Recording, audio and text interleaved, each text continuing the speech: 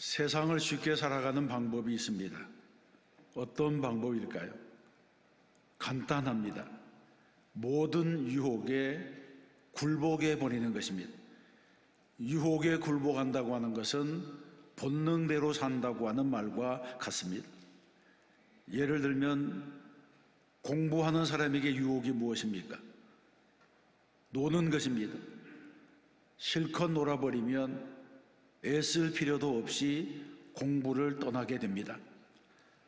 다이어트하는 사람의 유혹은 무엇입니까? 먹는 것입니다. 먹는 것을 참는 것은 고역입니다. 그런데 먹고 싶은 대로 다 먹어버리면 그것이 바로 유혹대로 사는 것이 됩니다.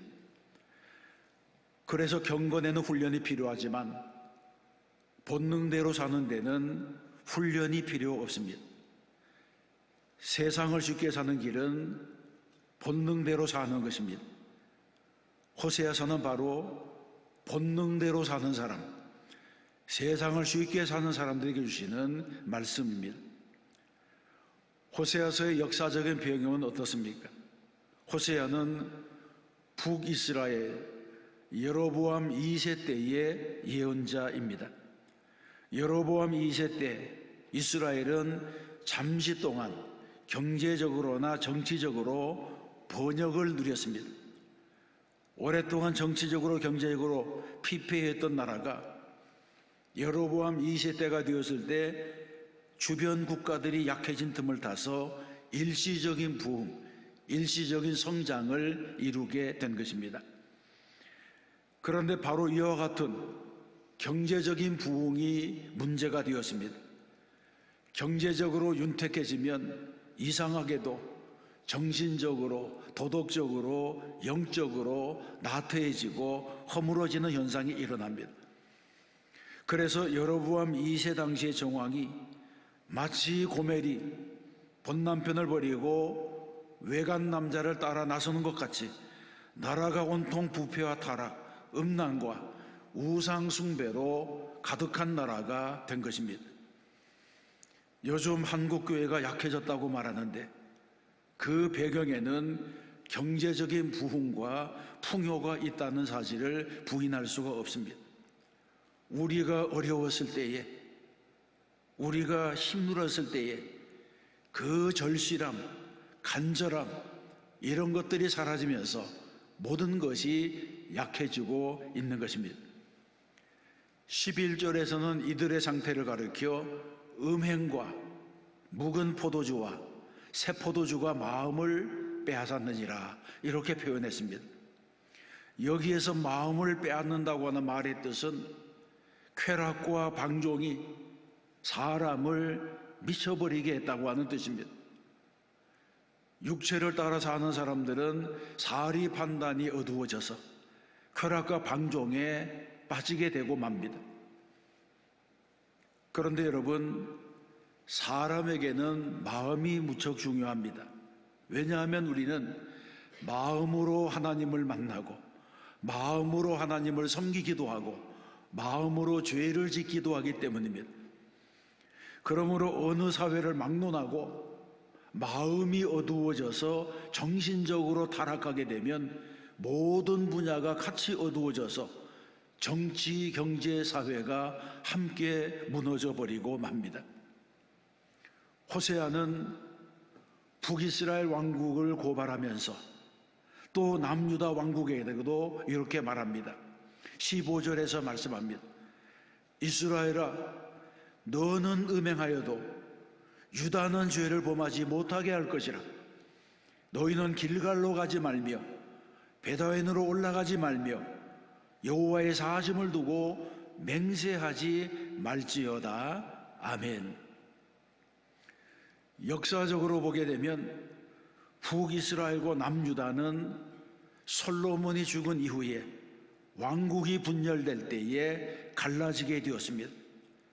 남유다 왕국은 솔로몬의 아들 르호보암을 중심으로 유다 지파와 베냐민 지파가 연합해서 예루살렘에 도읍을 정했고, 북이스라엘은 솔로몬에게 반역했던 여로보암을 중심으로 나머지 10지파가 떨어져 나가서 사마리아의 도읍을 정한 나라입니다.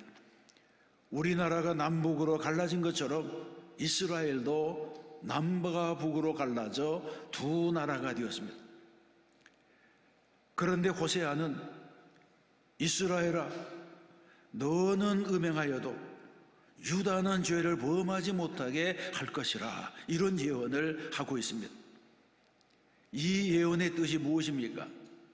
죄를 범하지 못하게 하라는 경고의 뜻은 하나님을 화나게 하지 말라, 하나님을 배신하지 말라, 이런 뜻인데, 왜 북이스라엘은 죄를 범할지라도 남유다는 죄를 범하면 안 된다고 하는 것입니까? 그 이유는 다음과 같습니다. 하나님께서는 유다를 선택하셨습니다. 본래 다윗의 왕국은 남유다를 중심으로 세워졌고, 남유다 왕국의 중심에 예루살렘 성전이 있고 거기에 하나님의 법궤가 있었습니다. 그리고 다윗의 후손 가운데 메시아를 준비하셨습니다. 하나님의 선택과 하나님의 관심이 바로 거기에 있었던 것입니다. 그래서 하나님께서는 특별히 유다 왕국을 사랑하셨습니다. 그러므로 유다는 죄를 범하지 말아야 할 것이라, 이 말씀 안에는 하나님의 선택을 받은 민족, 하나님의 부르심을 받은 사람은 다르게 살아야 할 책임이 있다고 하는 것을 강조하는 말씀입니다.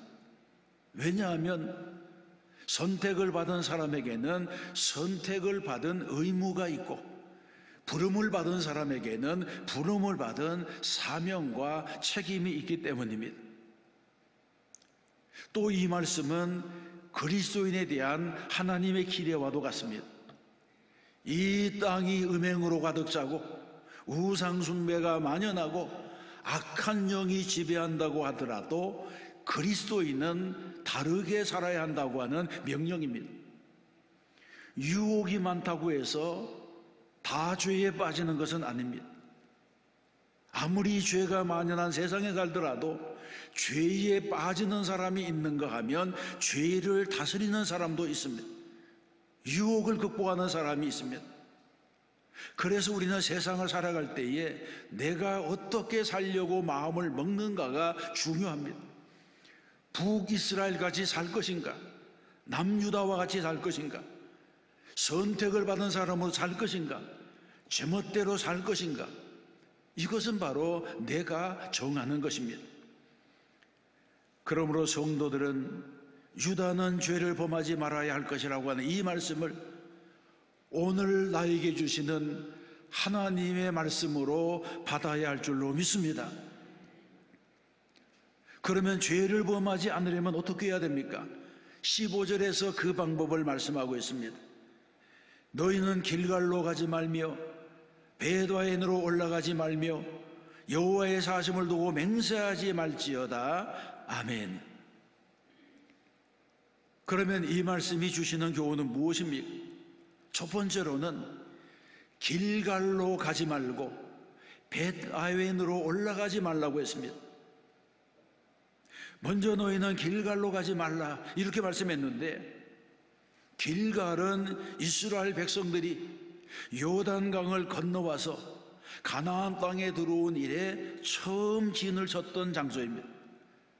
여호수아는 요단강을 건너올 때에 거기에서 돌 12개를 취하여 길갈에 단을 쌓고 가나안 땅에서 첫 예배를 하나님께 드렸습니다. 이처럼 길갈은 이스라엘 조상들의 신앙 고백이 있었던 역사적인 장소였습니다.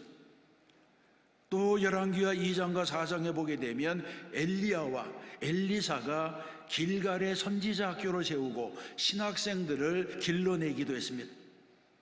이처럼 이스라엘 백성들에게는 길갈이 하나님과의 만남의 장소였고 첫사랑의 장소였는데, 호세아 때에 와서는 우상 숭배의 본거지가 되고 말았습니다. 다시 말해서 하나님께 예배하고 기도하던 곳이 변하여 우상 숭배의 장소가 되었습니다. 요즘 영국의 성공의 교회들은 하나둘 문을 닫으면서 부동산으로 팔려나가고 있습니다. 이탈리아 같은 나라에는 성당이 아무리 많아도 부동산으로 팔지 않습니다.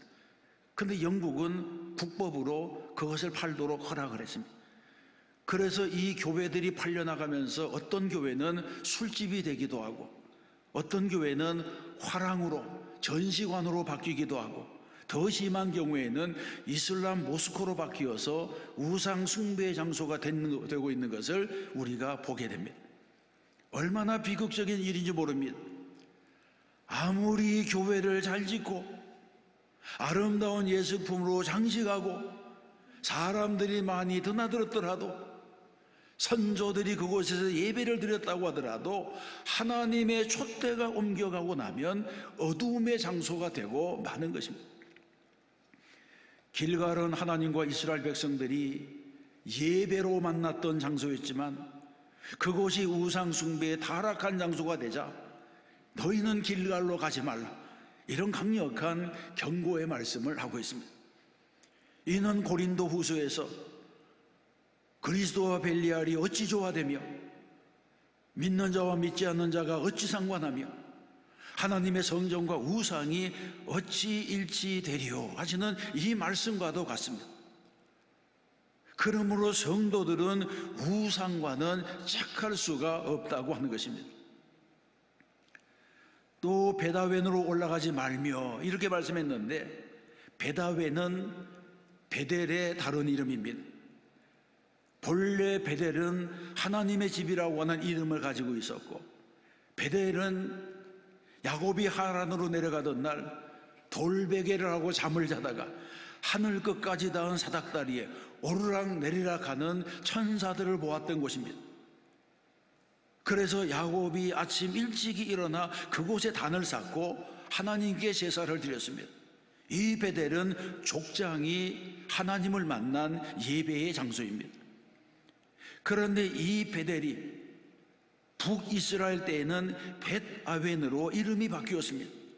그리고 벳아웬이라고 하는 이름의 뜻은 슬픔, 고통, 악, 허무함이라고 하는 의미가 있습니다. 그래서 본래는 하나님의 집이었던 곳이 변해서 슬픔과 고통과 허무함의 집이 되고 우상 숭배의 처소가 되고 말았습니다. 그러면 왜 베델이 베다웬이 된 것입니까? 그것은 북이스라엘과 남유다가 갈라지면서 남유다에는 솔로몬이 지은 아름다운 성전이 예루살렘에 있었습니다. 그런데 북이스라엘은 성전이 없었기 때문에 단과 베델에 산당을 짓고 그곳에 송아지의 상을 만들어 놓고 백성들에게 가서 절하고 예배하게 했습니다. 그 결과 베델은 우상 숭배의 본거지가 되었고 벳아웬이 된 것입니다. 그래서 성경에서는 하나님의 사람은 절대로 길갈과 벳아웬으로 올라가면 안 된다고 말씀했습니다. 성도는 우상을 숭배하는 사람, 하나님의 은혜를 떠난 사람과는 함께해서는 안 된다고 하는 것입니다. 여러분, 이 교훈은 우리들에게도 중요합니다. 그리스도인들도 갈 수 있는 곳과 가서는 안 되는 곳, 먹을 수 있는 것과 먹어서는 안 되는 것, 가질 수 있는 것과 가져서는 안 되는 것, 할 수 있는 일과 해서는 안 되는 일들을 구별하며 살아야 합니다. 길갈과 벳아웬이 아무리 좋아 보여도 하나님께서 금하신 것이라면 거절하면서 살아가야 합니다. 아무리 우리에게 즐거움을 주고 기쁨을 준다고 하더라도 그런 것들이 우리의 영혼을 더럽히는 것이라면 겉들어 보지 말아야 하는 것입니다. 길갈과 벳아웬이라는 곳은 한 번 올라가면 타락하게 되어 있습니다. 왜냐하면 우리의 본성을 즐겁게 해주기 때문입니다. 그러므로 죄악이 있는 곳에 가서 나의 인내심을 시험해 보기보다는 죄를 지을 수 있는 장소에 가지 않는 것이 더 좋습니다. 그래서 까마귀 노는 곳에 백로에 가지 말라, 이런 시도도 있지 않습니까? 그리스도인은 환경을 잘 만들어야 합니다. 사람은 환경의 지배를 받기 때문입니다. 우리가 예수를 잘 믿게 되면 가는 곳이 정해집니다. 직장과 가정과 교회입니다. 학생들은 학교와 가정과 교회입니다. 생활의 중심이 분명해지는 것입니다. 이것은 좋은 일입니다. 간혹 예수를 믿고 나서 친구를 잃었다고 하는 분을 만나기도 합니다. 술 친구도 잃고 주말에 놀러 다니는 친구도 잃었습니다. 그러나 염려하지 마세요. 염려할 것이 없습니다. 예수를 잘 믿으면 그리스도 안에서 새로운 친구들을 만납니다. 이 친구들은 평생이 아니라 하늘나라에까지 같이 갈 친구들입니다. 사업과 직장, 이웃 모든 분야에서 새로운 관계가 생기는 것입니다. 그러므로 우리는 세상의 유익 때문에 길갈과 벳아인으로 올라가서는 안 될 줄로 믿습니다. 두 번째, 죄를 짓지 아니하려면 하나님의 이름으로 맹세하지 말라고 했습니다. 15절 하반절에 보면 여호와의 사심을 가리켜 맹세하지 말지어다 이렇게 명령했습니다. 본래 이스라엘 백성들은 하나님을 두고 맹세하는 습관이 있었습니다. 그런데 하나님의 권위를 빙자해서 맹세한다고 하는 것은 그만큼 말하는 사람의 신용이 없다고 하는 것을 의미합니다. 자기 말을 사람들이 믿어주지 않기 때문에 자기보다 더 권위 있는 대상의 이름을 팔아서 자기 말의 정당성을 주장하려고 하는 것입니다. 그런데 성경에서는 이런 일이 하나님께 죄가 되는 것이라고 했습니다. 우리나라에서는 종종 교도소에서 출소하는 유명인들이 성경책을 가슴에 안고 나오는 모습을 보기도 하고 청문회 같은 곳에 나와서 성경을 들먹거리면서 자기 주장이 옳다고 해서 사람들의 비웃음거리가 되는 것을 보기도 합니다. 그래서 십계명에서 내 하나님 여호와의 이름을 망령되게 부르지 말라 이렇게 말씀하면서 엄히 금하고 있는 것입니다. 이스라엘 백성들이 우상과 짝하여 타락하게 되니 어떻게 됩니까? 16절에 보게 되면 이스라엘은 완강한 암소처럼 완강하니 이렇게 말씀합니다. 완강하다고 하는 것은 고집이 세다, 태도가 모질다, 완고하게 거역한다 이런 부정적인 의미가 있습니다. 여러분 가운데도 예전에 소를 길러보신 분이 계실 텐데 하여간 발굽이 갈라진 짐승들은 앞에서 끌면 잘 따라오지 않습니다. 소나 염소, 양이나 돼지는 뒤에서 몰고 가야지 저들이 앞서서 갑니다. 특히 황소는 힘이 세기 때문에 버티면 아무리 장사라도 끌고 갈 재간이 없습니다. 그래서 콧뚜레를 뚫어서 고삐를 잡아당깁니다. 그래도 가지 않겠다고 버티면 어떻게 합니까?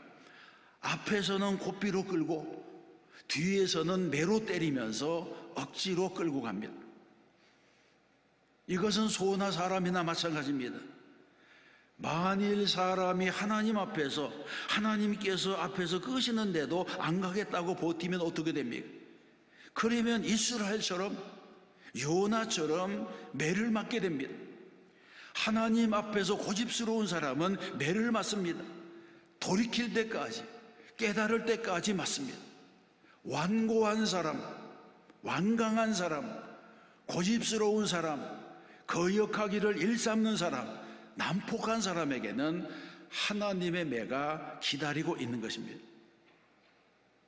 매를 맞지 않으려면 어떻게 해야 됩니까? 그 비결은 다음과 같습니다. 먼저 잘못을 저지르지 말아야 합니다. 잘못을 빨리 깨달아야 합니다. 잘못을 시인해야 됩니다. 빨리 용서를 구해야 됩니다. 새로운 결단을 보여야 합니다. 그래야지 매를 벌지 않는 것입니다. 성경에서 말씀합니다. 이스라엘 족속아 돌이키고 돌이키라. 너희 악한 길에서 떠나라. 어찌 죽고자 하느냐, 이렇게 말씀합니다. 뿐만 아니라 나는 악인이 죽는 것을 기뻐하지 아니하고 악인이 그 길에서 돌이켜 떠나 사는 것을 기뻐하노라, 이렇게 말씀했습니다. 그러므로 죄가 있는 사람은 돌이켜야 한다는 것입니다. 사랑하는 성도 여러분, 죄의 힘은 강합니다. 죄는 하나님께 선택을 받은 사람일지라도 쓰러뜨리는 힘이 있습니다. 사람들을 죄 가운데로 이끌어 타락하게 하는 것은 악하고 음란한 사탄의 소행입니다. 이런 악한 영의 소행은 내 힘만으로는 막을 수가 없습니다. 어떻게 해야 됩니까? 하나님 앞에 엎드려야 됩니다. 기도해야 됩니다. 그러기 위해서 하나님께로 돌아가야 합니다. 하나님께 돌아가서 정직하게 고백해야 합니다. 하나님, 나는 부족합니다. 하나님, 나는 연약합니다. 나는 내 죄를 다스릴 힘이 없습니다. 주님, 나의 죄를 끊어주시옵소서, 이렇게 부르짖어야 하는 것입니다. 주님께서도 기도 외에 다른 것으로는 이런 종교가 나갈 수 없느니라고 하셨습니다. 이런 주님의 말씀을 기억하며 기도에 무릎을 꿇는 성도가 되어야 할 줄로 믿습니다. 18절에 보게 되면 백성들은 마땅히 부끄러워야 할 수치조차 부끄럽게 느끼지 않았습니다. 이렇게 하는 것이 바로 악한 영입니다. 그들이 마시기를 다하고는 이어서 음행하였으며 그들은 부끄러운 일을 좋아하느니라고 했습니다. 악한 영에 사로잡히게 되면 부끄러움을 모르는 사람이 됩니다. 얼굴에 철판을 깔고 부끄러움을 모르고 사는 사람은 악한 영에 사로잡힌 사람입니다. 여러분, 우리는 거짓말도 자주 하면 진실이 되는 이런 세상에서 살아가고 있습니다. 사람들이 너무나도 뻔뻔하게 자기가 죄인 지를 부인하고 죄를 짓고도 처벌받지 않고도 잘 살기 때문에 자라는 아이들이 그것을 본받을까 봐 무서워할 만한 세상이 되었습니다. 여러분, 성도는 최선을 다해서 길갈과 베두아인으로 올라가져가는 유혹을 뿌리쳐야 됩니다. 우리는 자신의 미래를 거짓과 불의와 현실의 누추한 것들과 바꾸지 말아야 합니다. 사소한 이익 때문에 인생을 더럽히지 마세요. 하나님의 사람으로 높은 자존심을 가지세요. 끝까지 세상 사람들이 가는 넓은 길, 길갈로 가는 길, 베다웬으로 올라가는 길을 거부하세요. 그 길이 편하고 그 길로 많은 사람들이 동무해서 갈지라도 거부하세요. 앞서가는 사람 중에는 악인 중에 형통한 사람도 있고 적당하게 살면서 잘 되는 사람들도 섞여 있습니다. 그러나 여러분, 하나님께서 주시는 성공, 홀로 우뚝 정상에 서려면 다르게 살려고 작정해야 됩니다. 이것이 바로 신앙이고 우리의 믿음인 것입니다. 신은 디테일에 있다, 이런 말이 있습니다. 독일 출신의 세계적인 건축가인 미스반데어 로에가 했던 말입니다. 이 사람은 유명한 건축물들을 많이 남기면서 그가 쓴 자서전 안에 신은 디테일 안에 있다, 이런 말을 했습니다. 건축에서도 세부적인 부분 하나하나가 모두 중요하다고 하는 의미입니다. 그래서 명작의 조건은 디테일에 있다, 섬세함과 세밀함에 있다고 강조했습니다. 가끔 어떤 사람은 이까짓 것이라고 하는 말을 쉽게 합니다. 그러나 이런 말은 잘못된 말입니다. 왜냐하면 이까짓 것을 못하는 사람은 큰 것도 못합니다. 무슨 일을 하느냐보다 더 중요한 것은 일하는 태도입니다. 물은 100도에서 끓습니다. 99도에서는 절대로 끓지 않습니다. 단 1도의 차이로 물의 상태가 질적으로 달라지게 됩니다. 1%의 차이가 결정적인 차이가 되는 것입니다. 다른 말로 하면 우리의 삶, 우리의 믿음, 우리의 미래, 이 모든 성공이 디테일에 달려 있다는 것입니다. 아무리 거대한 규모의 아름다운 건축물이라도 사소한 부분까지 최고의 품격을 지니지 않으면 그것은 결코 명작이나 명품이 될 수 없다, 이렇게 말하고 있습니다. 과거에 우리 가정은 아버지의 결정으로 갑자기 도시를 떠나서 강원도 평창으로 이주하게 되었습니다. 평창에서도 오대산 끝자락에 있는 진부에 가서 살게 되었습니다. 울진 삼척 무장봉기가 나왔을 때는 그 태백산맥으로 150명의 무장공비가 훑고 지나갔기 때문에 오대천 강변에는 그 겨울에 수십 명의 무장공비들을 잡아다가 널브러 놓은 그런 곳도 있었습니다. 1968년부터 벽촌의 생활이 시작되었고 그곳에서 고등학교를 졸업했습니다. 고등학교는 졸업했지만 그곳에서는 나의 미래가 암담했고 불투명했습니다. 그때 제가 가지고 있었던 것이 두 가지였습니다. 하나는 모태신앙으로 물려받은 믿음이 있었고, 다른 하나는 내 인생은 여기에서 끝나지 않는다고 하는 신념입니다. 여기가 끝이 아닐 것이라고 하는 믿음이 있었습니다.